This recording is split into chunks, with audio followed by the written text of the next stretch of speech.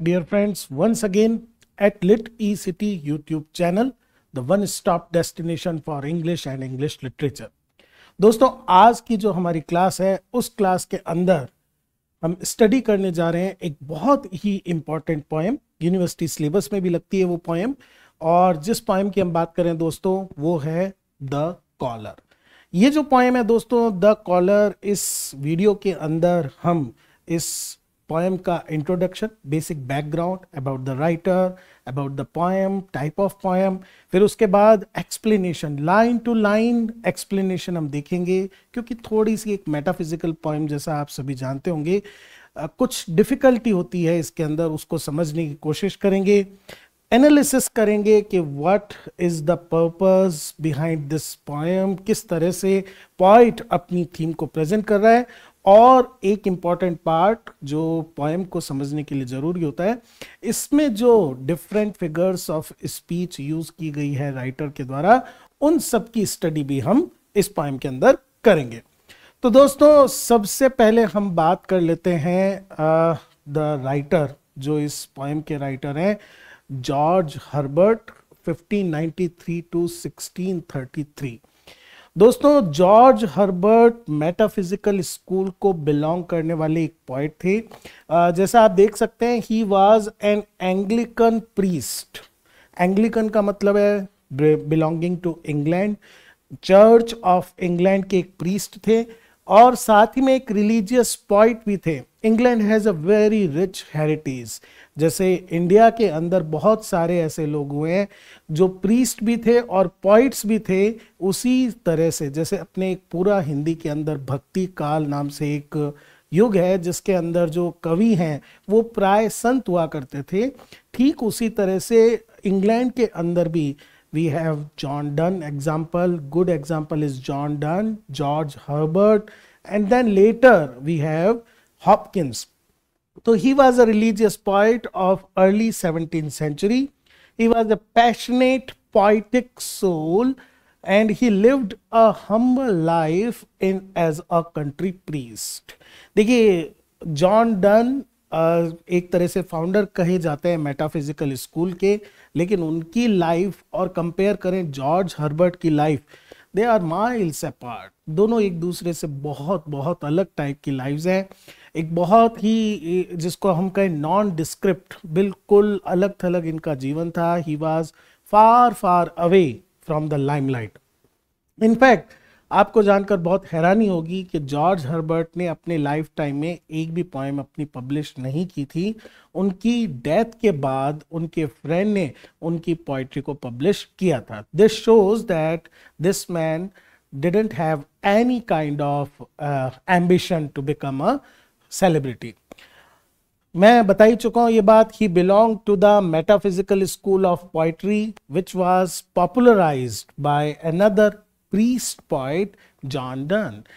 दोस्तों जो metaphysical school था ये भी एक तरह का हम कह सकते हैं कि जो उस समय की एलिजाबेथन पोइट्री थी, जो सरचार्ज्ड थी इमोशन से, उसके एक काउंटर मूवमेंट था जिसके अंदर पहली बार बात की गई कि there should be some reasoning, some logic, balance between these two things. तो बेसिकली आप सबने पढ़ा होगा अपने ग्रेजुएशन कोर्स में या और भी पहले, metaphysical, beyond the realm of this physical world, which talks about Dooj things जो इस संसार की नहीं है। ये पोइट्री इस तरह की चीज़ों के बारे में बात करती है। लिखा हुआ भी है यहां पर कि metaphysical poetry is a combination of intellect, feeling and fervour. इन तीनों चीजों का एक कॉम्बिनेशन इसमें पाया जाता है। देखिए पैशनेट फीलिंग तो एलिजाबेथन पोइट्री में ऑलरेडी थी, लेटर पोइट्री में भी मिलती है, लेकिन उसके साथ इंटेलेक्ट को यूज करना, to argue like a lawyer, जो पॉइट की तरह नहीं एक लॉजिशियन की तरह आर्ग्यू करे, अपनी बात को प्रूव करने के लिए one after the other arguments दे, तब हम कहते हैं कि yes the poet is going towards the metaphysical strain of poetry. Herbert is best known for a single volume of poetry, The Temple, and एक और यहाँ स्पेशल चीज मैं जॉर्ज हर्बर्ट के बारे में बताना चाहूंगा, हिज स्पेशल शेप पोएम्स। दोस्तों शेप पोएम्स जैसे ईस्टर विंग्स जो पोएम है, इनकी विशेषता ये होती है कि इनकी जो टाइपोग्राफी होती है, नाउ व्हाट इज टाइपोग्राफी, जिस वे के अंदर पोएम पेज के ऊपर प्रिंट होती है, that gives the shape which is almost the theme of the poem. जैसे Easter wings, the shape of the poem on the page reflects इस सब्जेक्ट मैटर। तो इसको इस तरह से सेट किया गया है जैसे कोई विंग बना हुआ हो, बटरफ्लाई, इस तरह से पोएम का शेप है, बड़ी लाइंस, फिर थोड़ी छोटी होती लाइंस, फिर छोटी होती लाइन, तो you get a shape like this line, then this line, then this line, this line, then again the number of words in a lines are increased, तो जो शेप है वो इस टाइप से आती है। So this is called basically shape poem. और George Herbert के ये जो कलेक्शन है टेम्पल, इसमें बहुत सारी ऐसी पोएम्स हैं जो शेप पोएम्स ली गई हैं। So this was basic introduction about George Herbert. अब हम बात करते हैं हमारी जो आज की पोएम है the collar, one of his most popular poem the collar. It is basically a popular poem, George Herbert, taken from this collection, The Temple, and it presents the speaker's desire for freedom from constraints. Now what are constraints? Constraints are a kind of restrictions, कुछ प्रकार के ऐसे नियम, कुछ ऐसे जो chain में आपको बांध देते हैं, जो आपकी फ्रीडम को बांध देते हैं, कंट्रोल कर लेते हैं। ये कंस्ट्रेंट्स इंपोज किए गए हैं, उनके ऊपर लगाए गए हैं by the laws of the church of England. जो चर्च ऑफ इंग्लैंड अपने प्रीस्ट्स के लिए एक कोड ऑफ कंडक्ट बना रखा है उन्होंने, कि अगर किसी को भी प्रीस्ट या क्लैरिकल पोस्ट लेनी है चर्च के अंदर, तो that person must follow certain rules, that person should not do या must not do certain things, he और she must keep away from path of pleasure. ऐसी कुछ we can say written laws भी हैं और अनरिटन लॉज भी हैं। Now this person, the speaker, supposedly George Herbert खुद भी हो सकते हैं, ये जो पर्सन है, he is feeling the burden of these constraints. उसको लगता है I am not able to live life fully, enjoy नहीं कर पा रहा हूं, और उसके मन में ये डिजायर है कि मैं इन कंस्ट्रेंट्स को हटा दूं। Now what is the reference of collar here? Actually the title collar refers to the white dog collar, or we can say a kind of neck band which is traditionally worn by a Christian priest. ये आप देख सकते हैं movies में, net पर images में देख सकते हैं। ये इनका कोट के नीचे ये एक कॉलर है, ये एक टाइप का नेक बैंड है जो ये हमेशा पहने रखते हैं, which is basically a symbol of their servitude to the Almighty, to God. So the collar here refers to the priestly dress and also priestly duties. A very interesting observation, use of pun. Now what is pun? यहां पर पन का use किया गया है। पन एक ऐसी लिटरेरी डिवाइस है, एक ऐसा रेटोरिकल फिगर है दोस्तों, जिसके अंदर a single word gives two senses, उसके दो मीनिंग निकलते हैं, और इस वजह से वी कैन अंडरस्टैंड, और बोथ मीनिंग्स आर एप्लीकेबल, ये भी इंपॉर्टेंट बात होती है। तो देखिए कॉलर, स्पेलिंग अलग है यहाँ पर, CHOLER, कॉलर। ये प्रोनाउंसिएशन, तो ये एक टाइप के होमोफोन्स हैं जिनकी स्पेलिंग तो अलग है लेकिन जिनका प्रोनाउंसिएशन एक सा है। Now what is collar? Collar जो मिडीवियल टाइम्स था, वहाँ एक ऐसे पर्सन को बोला जाता था जिसमें एंगर बहुत ज़्यादा भरा हुआ होता था। अगर आपने मिडीवियल की थियरी ऑफ ह्यूमर्स सुनी है, तो हमारी बॉडी के अंदर there are 4 type of humours, 4 humours होते हैं, उसमें से कॉलर एक ह्यूमर है। अगर इसका ज्यादा हो जाए बॉडी के अंदर, बैलेंस बिगड़ जाए, the person becomes very angry, and this is all the poem about the anger of this speaker, जो लगातार गुस्सा है इस बात से that he is not able to enjoy the life. तो ये था पोएम का background. Now let's go to the text. हम देखते हैं फटाफट और थोड़ा गौर करेंगे हम एक एक पॉइंट पर, एक एक इंपॉर्टेंट बात पर. I struck the board and cried, "No more, I will abroad." It is a very unusual kind of opening. देखिए मेटाफिजिकल पोइट्री का एक बहुत इंपॉर्टेंट इंटीग्रल फीचर है. It is called abrupt opening.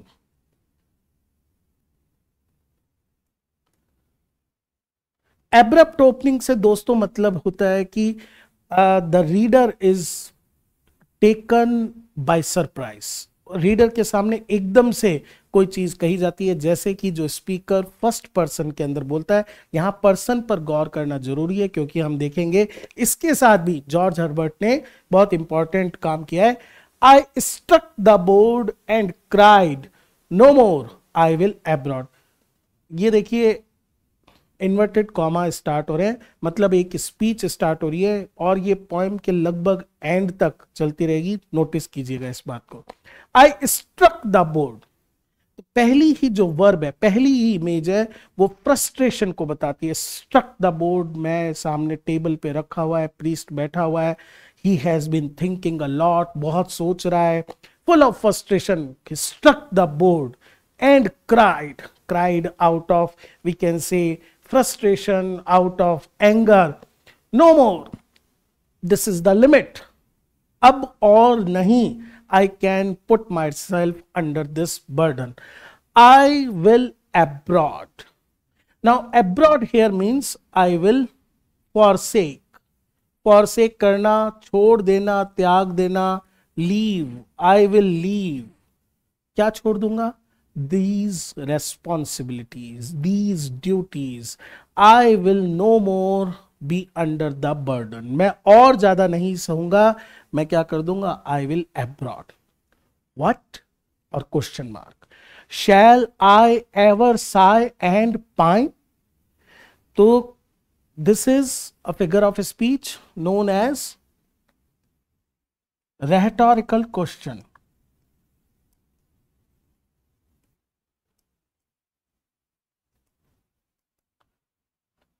Now what is a rhetorical question?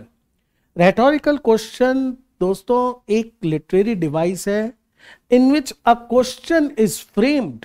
Question का format तो होता है, helping verb से स्टार्ट हो रहा है, मॉडल से स्टार्ट हो रहा है, क्वेश्चन मार्क भी यहां पर है, but it's purpose is not seeking information. ये किसी इंफॉर्मेशन के लिए नहीं होता, कहां रह रहे हो, कहां जा रहे हो, क्या करते हो. No, it is for emphasis. एक एसर्टिव सेंटेंस कहने के बजाय इंटरोगेटिव सेंटेंस कहा जाता है ताकि एक टाइप का एम्फेसिस दिया जा सके कि यस, जैसे हम कहते हैं तुम गलत नहीं कर रहे हो क्या, इसको अगर अपन ऐसे कहें तुम गलत कर रहे हो और तुम गलत नहीं कर रहे हो क्या. So this is like making a rhetorical question. So the speaker says, "Shall I ever sigh and pine?" Now look at these things. Sigh and pine. दो ऐसी वर्ब्स, दो ऐसी एक्टिविटीज जो बताती हैं कि a person is in distress.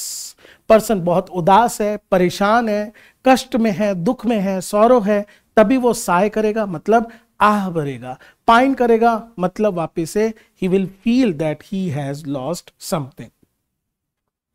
My lines and life are free, free as the road.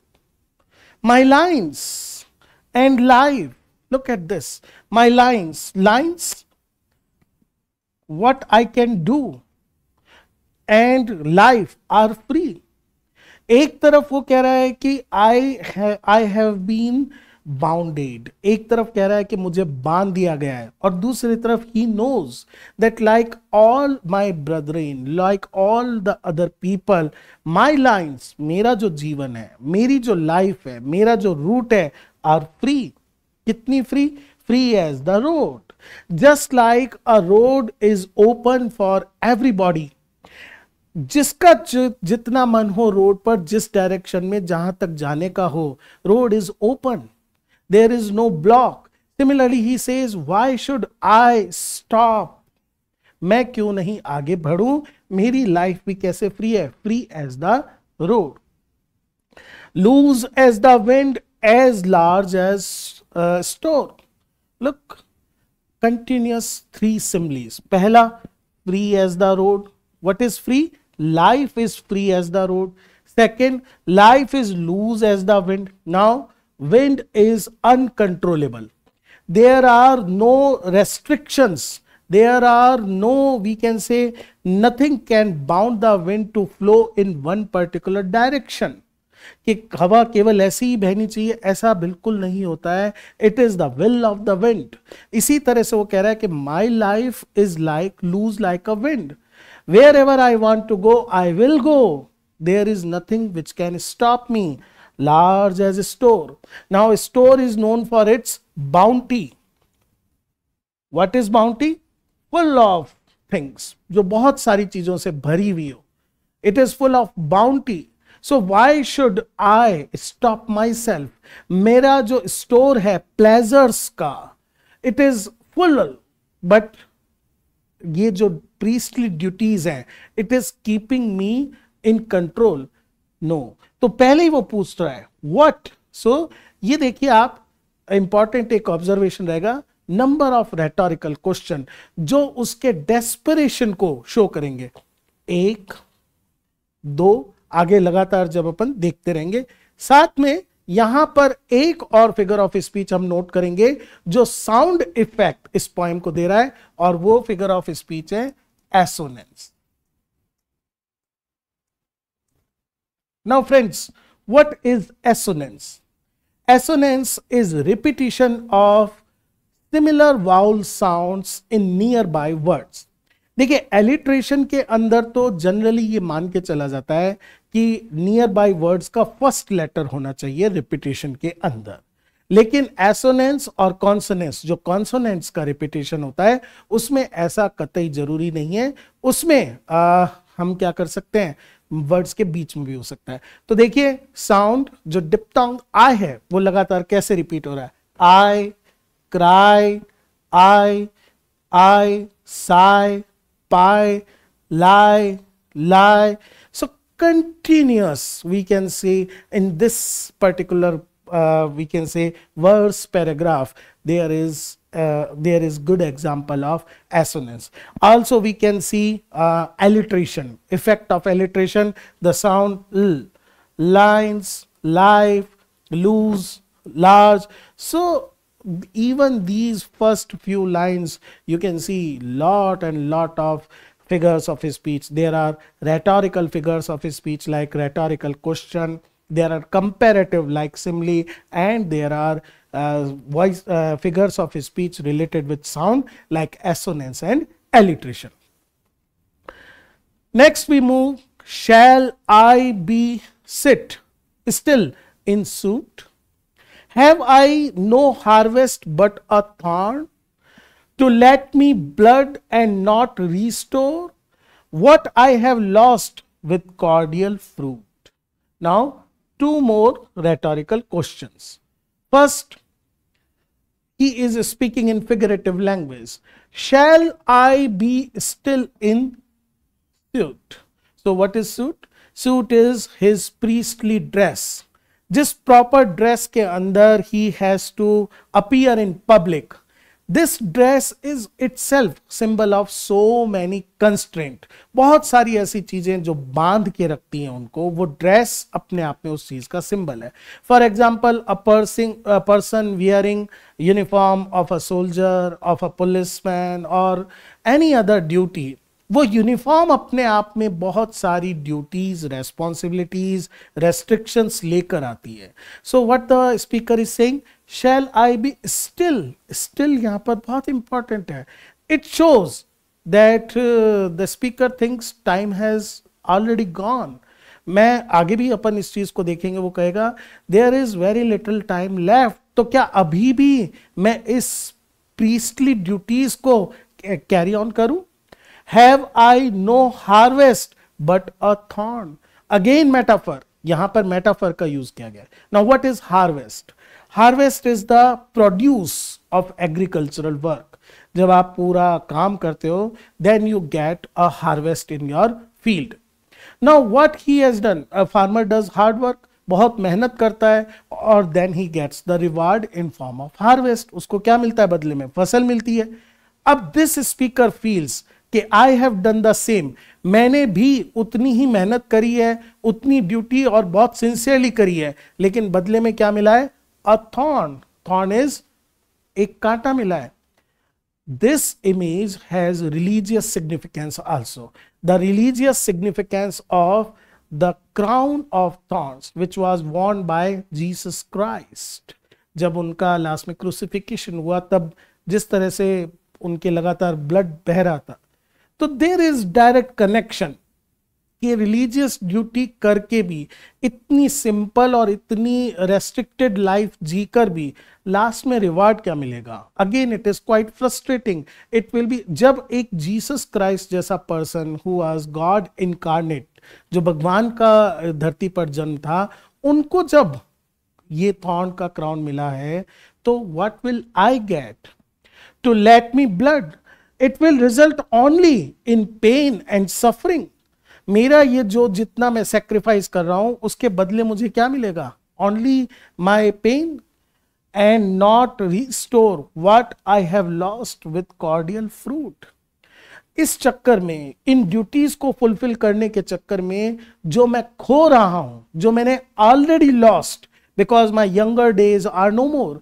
जब younger days के अंदर I can go on pleasure hunting, मैं खूब प्लेजर एंजॉय कर सकता था, वो नहीं कर पाया, तो क्या वो रीस्टोर मुझे वापिस से नहीं मिलेंगे वो दिन? सिर्फ मुझे लास्ट में क्या मिलेगा? एक थॉर्न ही मिलेगा। So is it good? Is it we can say a better choice? तो poet is again showing his great disappointment, his anger, his frustration. आगे बढ़ते हैं।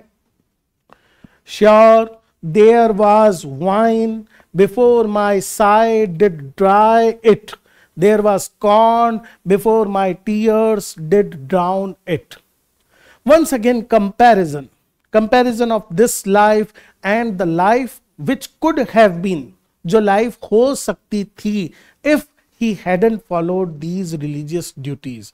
अगर उसने इनको फॉलो नहीं किया होता तो उसकी लाइफ बहुत अलग होती थी। तो अगेन स्पीकिंग मेटाफरिकली, मेटाफर में वो बात करता है, sure there was wine. Now this wine is again symbol. ये वाइन वापिस से सिंबल है, किस चीज का सिंबल है? ऑफ प्लेंटी, एबंडेंस, प्लेजर, हर तरह का we can say hedonism. This particular philosophical concept of enjoying your life to the full is called hedonism.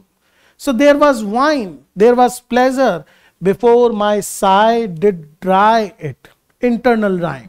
This is called internal rhyme. जब एक लाइन के अंदर ही दो वर्ड्स आपस में राइम कर रहे हो। Also assonance वापिस से आप देख सकते हैं। Sighs because of my priestly duties. मुझे लगातार सहाय करनी पड़ी, मुझे लगातार डिसअपॉइंटमेंट्स फेस करने पड़े, और वाइन को मुझे पूरी तरह से इग्नोर करना पड़ा। Wine is not actually may be wine, it may be actually all worldly pleasures, sensual pleasures. You can also write these wine and corn, these both are example of sensual pleasures. Now sensual pleasures are those pleasures which gives satisfaction to your senses, and in contrast there are spiritual pleasures जो एक priestly duty करके आ सकता है, मिल सकता है, but the speaker is not happy with all spiritual pleasures. There was corn also, once again another symbol of abundance, another symbol of earthly pleasure, sensual pleasures. Before my tears did drown it. Now it is a very common thing. अगर अनाज में पानी डल जाए तो अनाज wasted, खराब हो जाता है। वेस्ट एक टर्म है जो इस पोएम में बार बार यूज की जाएगी स्पीकर के द्वारा। Similarly the speaker thinks he has also lost his opportunities to enjoy. तो he has his tears has lost it. Now so ये जो images हैं क्लियर करना चाहती हैं कि the speaker is not contented, वो satisfied नहीं है अपनी current state से, and he is full of despair and frustration. Let's move ahead. Is the year only lost to me? Have I no bays to crown it? No flowers, no garlands gay, all blasted, all wasted. Again, a flurry of rhetorical questions. Flurry of एक लगातार एक के बाद एक question, which again shows उसका suppressed जो frustration और anger है वो निकल कर बाहर आ रहा है. Is the year only lost to me? Another rhetorical question. You can count these. कितना important है कि the year. Now the year is not a specific year. यहां पर किसी एक ईयर की बात नहीं कर रहा है. He is talking about his youth. तो the year lost to me. सभी लोग, every person face this.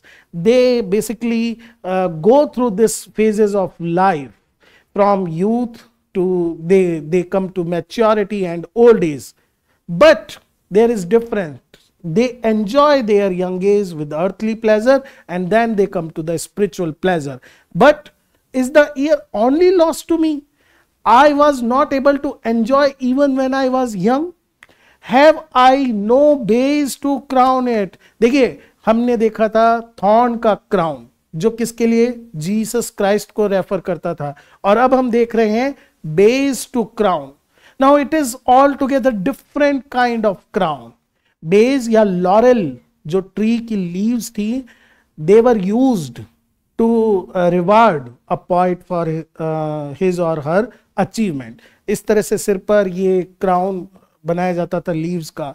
अलग अलग जो पेड़ थे उनकी जो लीव्स होती थी, कोई मिलिट्री परफॉर्मेंस के लिए, कोई एथलीट के लिए, और इसी तरह से बे या लॉरेल ट्री की जो लीव्स होती थी. This shows the speaker's hidden desire. न केवल वो अपनी लाइफ के अंदर अर्थली प्लेजर्स, बल्कि he has this poetic ambition also. He wants that people recognise him as a poet. लेकिन क्योंकि वो एक प्रीस्ट है, he can not go and recite poetry everywhere. तो have I no bays to crown it? No flowers. Now once again flowers are tender beautiful gift of nature. कोई flowers नहीं है. No garlands. Garlands are basically we can say gestures of reward. लोग जो celebrate करने के लिए, किसी को प्रशंसा करने के लिए देते हैं. Gay means full of happiness, joyness. वो कोई भी नहीं है. All blasted, all wasted, everything gone, out of hand, lost opportunities. No more, क्या अब कभी नहीं मिलेगा. So the poet is on the brink of, वो बिल्कुल वर्ज पे है, on the brink of total breakdown. वो सोचता है कि उसके हाथ से सब कुछ जा चुका है. Nothing is remained for him to enjoy. एक फिगर ऑफ स्पीच यहां पर आप नोटिस कर सकते हैं. Repetition of this particular word no no, फिर उसके बाद ऑल और ऑल, इसका जो रिपीटेशन किया गया है, this figure of speech is called anaphora. Now dear friends, what is anaphora? Anaphora is repetition of words, maybe in one line, maybe in nearby lines. तो जब हम बार बार किसी वर्ड को रिपीट करते हैं in close intervals, जल्दी जल्दी, it is called anaphora. This is obviously base is symbol, metaphor तो है ही यहाँ पर. ये सारी metaphorical language में वो earthly pleasures को recount कर रहा है. Not so, my heart, but there is fruit and though. अब देखिए यहां एक बड़ा सिग्निफिकेंट चेंज है, पर्सन का चेंज. अभी तक सब बात किसकी चल रही थी? I. The speaker in the first person was telling about his state of mind. अब अचानक आ गया though, which means you. मतलब there is someone else speaking to the speaker. Not so. जो पीछे बताई गई हैं कि एवरीथिंग इज लॉस्ट, क्या सब कुछ खो दिया? अचानक there is a voice, there is second person who tells the speaker not so. No no, my heart be consoled. There is not everything is lost, but there is fruit. Still, there is fruit. Now, flowers to fruit, and thou has hands. This is significant. Fruit is there, but you have to pluck it. You should have this courage to pluck the fruit. Now, there is another biblical connection. पहले हम देखते हैं कि कौन हो सकता है ये सेकंड पर्सन जो उसको कह रहा है कि why you are whining like this. Wine करना WHI यानी कंप्लेन करना. This may be the voice of devil because there is mention of fruit, और जो आप लोग अगर जानते हैं it is a biblical reference from the Bible. Bible की जो स्टोरी है जिसके अंदर बताया जाता है there is a forbidden fruit, Satan he wants to corrupt this paradise, he goes and seduces Eve, जो एडम की मेट है उसको कहता है you should taste the fruit, that is fruit of knowledge. Eve उसको फ्रूट को जैसे ही test करती है, बिकॉज सैटन जबरदस्ती नहीं कर सकता, Eve has to bite it, taste it. Similarly, this voice is telling the speaker, thou hast hand. Recover all thy sigh blown age. Once again, you can look at assonance, thy sigh. Recover. Recover, जब हम किसी खोई हुई चीज को वापस से पा लेते हैं. Sigh blown, साइज के अंदर रो रो के, आह भर भर के, जो एज, जो टाइम, जो ईयर्स तुमने वेस्ट कर दिए, यू कैन रिकवर देम. अभी भी उनको वापस पा सकते हो. On double pleasures, but you have to do them in double way. अब सिंगल प्लेजर से तो कुछ नहीं होगा भैया, पीछे का पूरा आपको वापस से लेना. Double pleasures, leave Dai cold dispute of what is fit and not. This is the moral constraint. Moral constraint या हम कहें नैतिकता, ethical way of thinking about should I do this or should I don't. एक normal person pleasure के लिए इतना ज्यादा cold dispute नहीं करता, mind में इतना ज्यादा balancing या weighing नहीं करता, मुझे करना चाहिए या नहीं करना चाहिए. Normal person उस काम को कर लेता है. But being a priest, he has this onus, this responsibility कि वो किसी भी काम को करने से पहले 1000 बार सोचता है what is fit and not, क्या काम करना सही है और क्या नहीं है. तो you have to leave, आपको ये छोड़ना पड़ेगा अगर आपको डबल प्लेजर एंजॉय करते हुए रिकवर करनी है अपनी साई ब्लोन एज को. then you have to leave all these kind of things. मतलब जितने भी ethical और moral considerations हैं उनको आप दिमाग से निकाल दो. be a proper hedonist. hedonist, a person who only thinks of pleasure. आप केवल pleasure के बारे में सोचो, बाकी चीजों को छोड़ दो. forsake thy cage, another metaphor. Thy rope of sense, another beautiful metaphor. Now, this morality is like a cage. These priestly duties are like the cage. ये एक केज है जिसके अंदर तुमने अपने आप को बंद कर रखा है. Just like an animal which is inside a cage, its movements are limited, are restricted by the cage. Similarly, human beings can become animal when they are out of this cage. अगर morality नाम का ये cage ना हो तो like animals we will predate on anything we like. लेकिन ये cage हमारे movement को control करता है. तो forsake, छोड़ना पड़ेगा इस cage को. Rope of sense. This is very brilliant and unusual kind of image.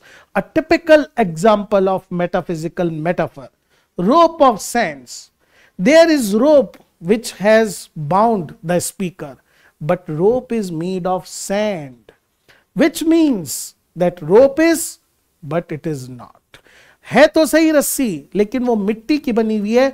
It is only in the mind that I am tied by a rope एक बार आप ये सोच लो, then obviously you can just shake, हल्का सा आप shake करोगे, it is not a rope made of iron, even of jute, आप शेक करोगे और ये जो मॉरल कंसिडरेशंस हैं ये ढह जाएंगे, गिर जाएंगे, you will become free to enjoy all pleasures. कौन सी rope of sense? Which petty thoughts have made, petty, these moral considerations, these consideration of ethical, good or not good, moral or immoral choices, these are called petty thoughts. They have woven these rope of sense and made to the good cable. Another image, another beautiful image जिसके अंदर speaker को compare किया गया है cable. Okay, this is a typical image of well, और ये बहुत common है मेटाफिजिकल पोइट्री के अंदर पुली की इमेज का होना। In fact there is a poem the pulley itself in written in this same vein, and made to the good cable. These considerations are like the cable, the rope of sense to enforce and draw and be thy law. Just like a cable draws the bucket, controls the movement of a bucket and pulls it towards the axle. Similarly, these consideration of morality, क्या सही है और क्या नहीं है सही, वो speaker को ड्रॉ कर लेते हैं। They pull him from enjoying the earthly pleasures, उसको एंजॉय नहीं करने देते। They become the law, the governing laws, वो लॉज, वो नियम जो गवर्न करते हैं कि स्पीकर क्या करे और क्या ना करे। while thou didst wink and wouldst not see, because अगर आप देख लोगे, if you apply the logic, you will see that these ropes are made of only sand. तो आप विंक करते हो, इग्नोर करते हो और would not see that these ropes are useless. आप एक ही सेकंड में इनको हटा सकते हो, but you have allowed these rope to chain you, to draw you, to be controlled by the their rules. Away take heed, I will abroad. Once again shift in the person.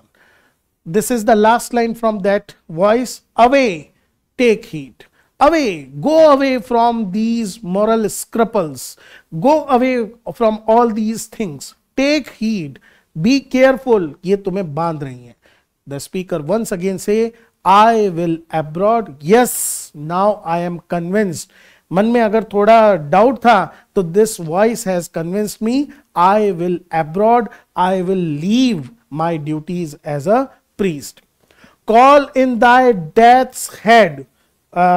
There, death's head, another very significant image. What is death's head? Death's head is the skeleton, especially the skeleton of head. बहुत सारी chapels उस समय ऐसी होती थी जहां पर sculls को रखा जाता था to remind the priest of our mortality, कि this life is of a very short duration और बहुत जल्दी बीत जाएगी। इवन चैपल्स का पूरा जो पेवमेंट या वॉल्स होती थी उन पे स्कल्स होती थी। सो ये एक इमेज लगातार शो करती थी कि this is the reality, so don't go after earthly और फिजिकल और sensual pleasures. So call in, he says call in, done away with, I am not be afraid by this death's head. Tie up thy fears. Now another rope. वो rope तो rope of sand थी, but he is actually tying all the fears. वो fears जो उसको रोकते हैं, control करते हैं कुछ भी करने से।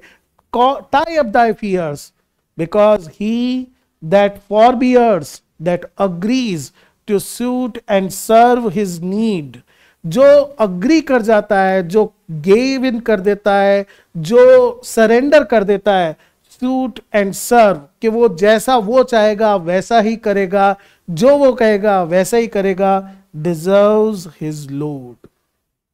Only that person deserve the load of all these morality, all these responsibilities. और यहां खत्म होता है उसकी स्पीच। ये फर्स्ट पर्सन के अंदर पूरी स्पीच चल रही थी पोएम के अंदर। The speaker has presented his disappointment, his frustration, his we can say state of anger, और एक तरह से ऐसा लगता है कि he is on the verge of forsaking his priestly duties. और अब आता है खत्म होते ही एक बहुत इंपॉर्टेंट वर्ड, बट। जो बट वर्ड है वही अपने आप में सिग्निफिकेंट है, which shows there is a sudden U turn, reversal है। But as I raved, look at the choice of verb. Now what is raving? Rave attach करते हैं हम इलॉजिकल या फिर mad kind of uttering without any reason, जब आदमी बड़बड़ाता है। But as I raved and grew more fierce and wild, जितना मैं fierce, seething with anger, disappointment, जितना मैं wild, uncontrollable होता चला गया, at every word, हर वो वर्ड जो मेरे गुस्से को, मेरे डिसअपॉइंटमेंट को शो कर रहा था, I thought, मुझे ऐसा लगा, I heard one calling, there is another voice। एक तो डेविल की वॉइस हमने देखी, वो तो बाद में आई थी, लेकिन मेरे हर वर्ड के साथ there was a voice calling child. Look at the again the word child. And I replied, my lord. It is very significant, sorry, my lord here is very significant. Why? Because my lord can be taken in two sense. Obviously it is for the Almighty, God के लिए, but it is also the expression used by a servant for his Lord. This shows his automatic servitude to the God. इतना ingrained है उसके अंदर कि God, who is also his holy father, he calls him, okay, your mood is off, child, I'm here for you. And obviously the priest replies, okay, I understand, my Lord, my Father. This shows reconciliation. This is the term reconciliation.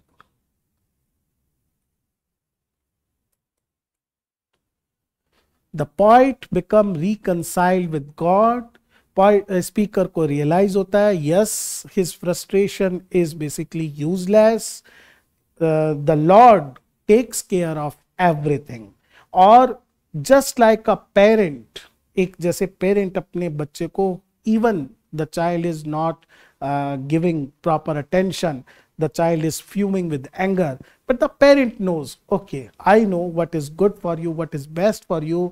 Similarly, God knows what is best for the speaker, for the priest. Knowing this truth, the speaker suddenly realizes, yes, he is the true Lord, he is my Lord.